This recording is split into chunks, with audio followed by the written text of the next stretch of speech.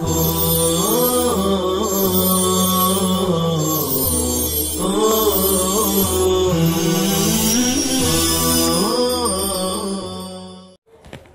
اللہ الرحمن الرحیم۔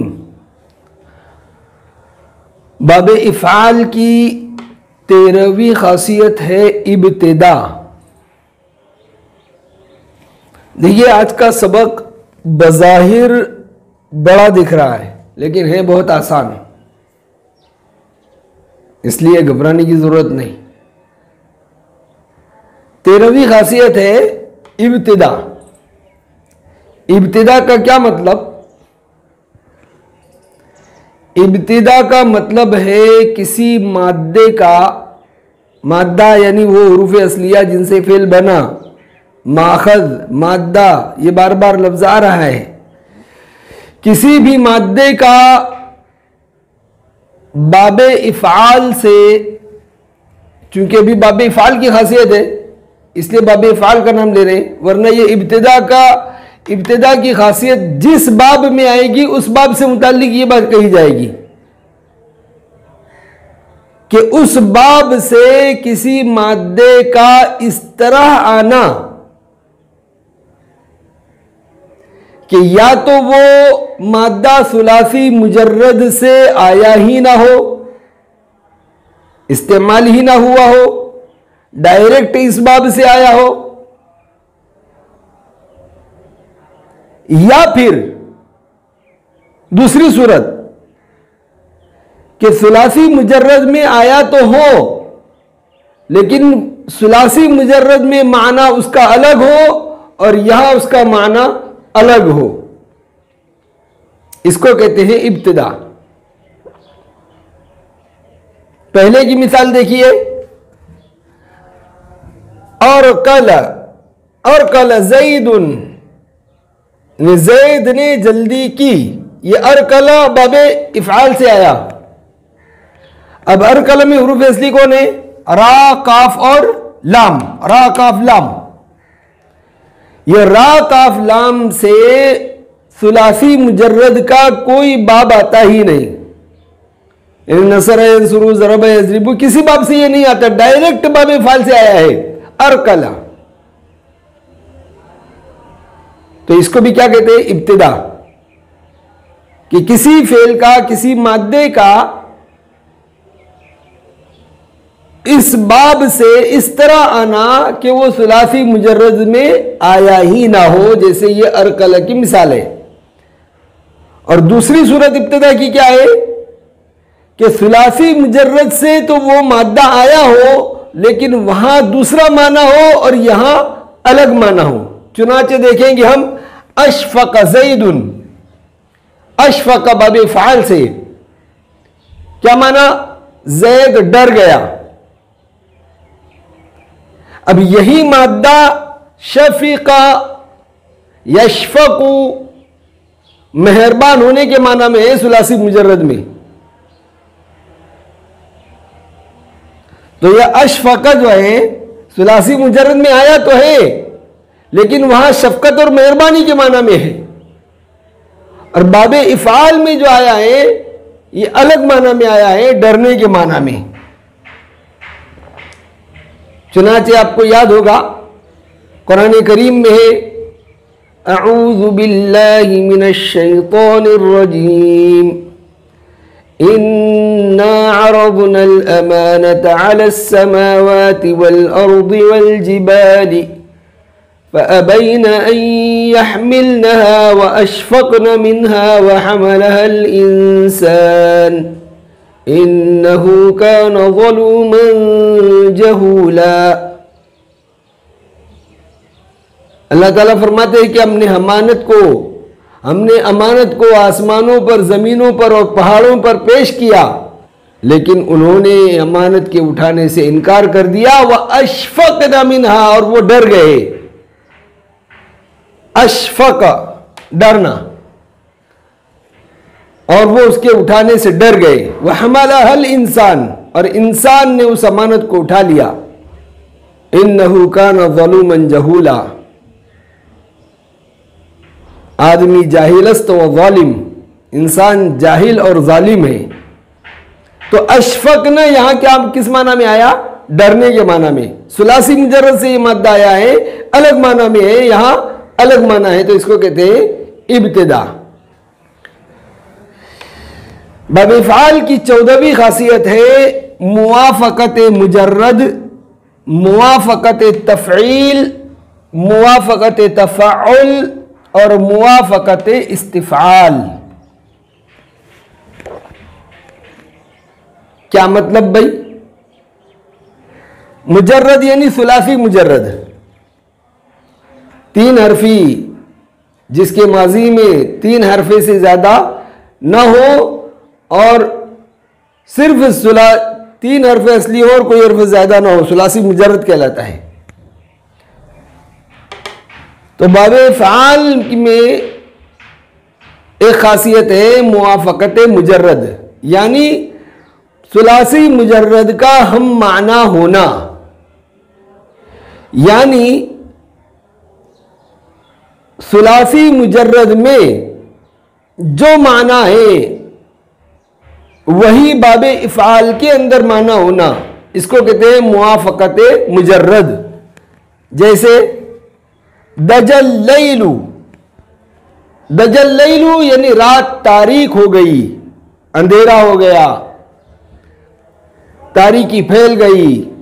دجل لیلو, تو دجا یہ ثلاثی مجرد ہے. اب یہی مادہ باب افعال سے آیا ادجل لیلو, ادجا, اس کا معنی بھی وہی ہے جو دجا کا ہے. ادجل لیلو, رات تاریک ہو گئی. تو جو معنی ثلاثی مجرد کا تھا وہی معنی باب افعال کا ہے, اسی کو کہتے ہیں موافقت مجرد. موافقت تفعیل یعنی جو معنی باب تفعیل کا وہی معنی باب افعال کا. جیسے کفرتہ باب تفعیل سے ہے اور اکفرتہ باب افعال سے ہے. تو اکفرتہ کفرتہ کے معنی میں کیا مطلب؟ میں نے اس کو کفر کی طرف منسوب کیا. خدا نہ خواستہ کوئی قادیانی بن گیا, ایمان سے خارج ہو گیا, تو کیا کہیں گے اس کے بارے میں کہ اس کی طرف اب کفر کی نسبت ہو گئی, کہ یہ کافر ہو گیا, ایمان سے نکل گیا. یہ بھی ایک خاصیت ہے, اس کو نسبت بماخذ کہتے ہیں, ماخذ کی طرف منسوب کرنا کسی چیز کو. تو کفرتہ کا جو معنی ہے, کفرتہ میں نے اس کی طرف کفر کی نسبت کی, وہی معنی اکفرتہ کا ہے. اس میں ایک بات یاد رہے کہ جس طرح دجا کا معنی اور ادجا کا معنی ایک ہی ہے, کفرا اور اکفرا کا معنی ایک ہی ہے, اور یہ کہہ رہے ہیں کہ باب افعال میں تفعیل کی موافقت پائی جا رہی ہے, یعنی جو معنی تفعیل کا ہے وہی افعال کا ہے. تو یہ بھی تو کہہ سکتے تھے کہ جو معنی افعال کا وہی تفعیل کا, یعنی تفعیل میں بھی یہ موافقت کی خاصیت پائی جا رہی ہو, لیکن نہیں. مسئلہ کیا ہے؟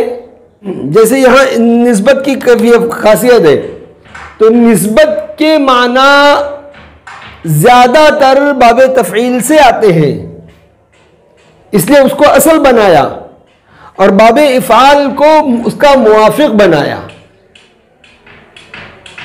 تو جس میں زیادہ معنی پائے جاتے ہوں گے, جس کے اندر زیادہ مصادر آتے ہوں گے, تو اس کو اصل بناتے ہیں اور دوسرے کو اس کا موافق بناتے ہیں.